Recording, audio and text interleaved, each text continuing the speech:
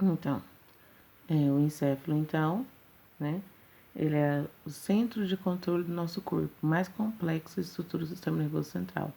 Então, quando nós falamos assim, quem comanda o corpo? O encéfalo, certo? E aí, ele é localizado dentro do crânio, ele é protegido pelo crânio, pelo uso craniano. E aí, ele é formado pelo cérebro, cerebelo e o tronco cefálico. Resumir tudo de novo. Não esqueçam disso, façam um organograma sobre isso, fica mais fácil para vocês, um embaixo do outro. Depois a gente coloca na frente as funções de cada um, certo? Uma definição do cérebro. O cérebro, por ele ser dividido em lobos, cada lobo dele tem uma função diferenciada, controla alguma coisa diferenciada, certo? Por ele ser a parte mais importante do sistema nervoso central, é uma parte do corpo que nós temos que ter muito cuidado. Por isso que as mães, quando as crianças pequenas, falam assim, cuidado, você não cai bater a cabeça. Ó, a pessoa caiu, não deixa dormir agora, porque nós queremos ver a função cerebral, para que ver se não foi acometido de alguma forma, se não teve nenhum dano. Porque uma vez que o cérebro padece, o corpo todo padece também.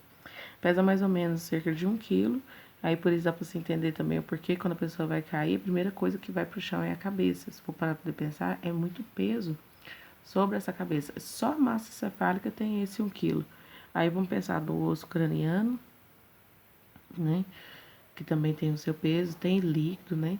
Então, assim, justifica devido na força da gravidade, porque toda vez vai ter a cair, a primeira coisa, em qualquer tipo de acidente, a primeira coisa que tem atrito ou que tem que você fazer proteção seria a cabeça, porque ela é sempre a primeira a ter impacto, ela é sempre a primeira a ir ao impacto primeiro devido ao seu peso, tá?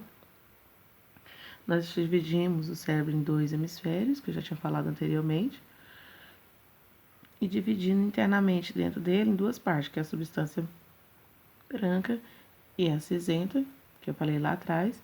E essas 2 partes, elas se unem através do corpo caloso, que também eu mostrei lá atrás, no desenho lá atrás, o corpo caloso, tá? Sua superfície é dividida em partes, que nós chamamos também de lobo, que eu já falei que são os lobos. Esses lobos, é interessante vocês terem uma noção dela, noção mais ou menos do ponto de controle de cada um, porque vocês vão ter paciente que chega para você dentro da unidade e fala assim, ó, teve um TCE. Aí depois do TCE, o paciente começa a apresentar algumas alterações. De acordo com as alterações, você fala assim, nossa, então ele teve impacto ou ele teve lesões na parte tal do cérebro. Ah, o paciente levantou, não está conseguindo enxergar, fica tonto, não tem um equilíbrio. Ah, foi a parte do hospital. O paciente não está conseguindo resolver as coisas, está tendo problema de dificuldade de resolução, não consegue desenvolver um problema, não consegue descrever o que está acontecendo com ele. Então, ele teve problema na parte frontal. Isso é importantíssimo, se vocês terem uma noção. Lá no desenho anterior, aí o tálamo. O tálamo, ele envia mensagem dos órgãos do sentido para o cérebro. Tem outras funções, mas essa é a função principal que vocês têm que ter noção para vocês aqui no sistema nervoso central, certo?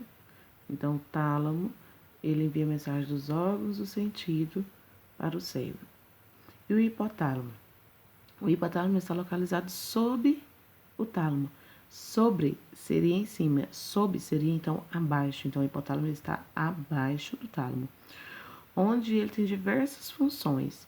Essas funções do hipotálamo, para vocês também é importante vocês terem noção delas.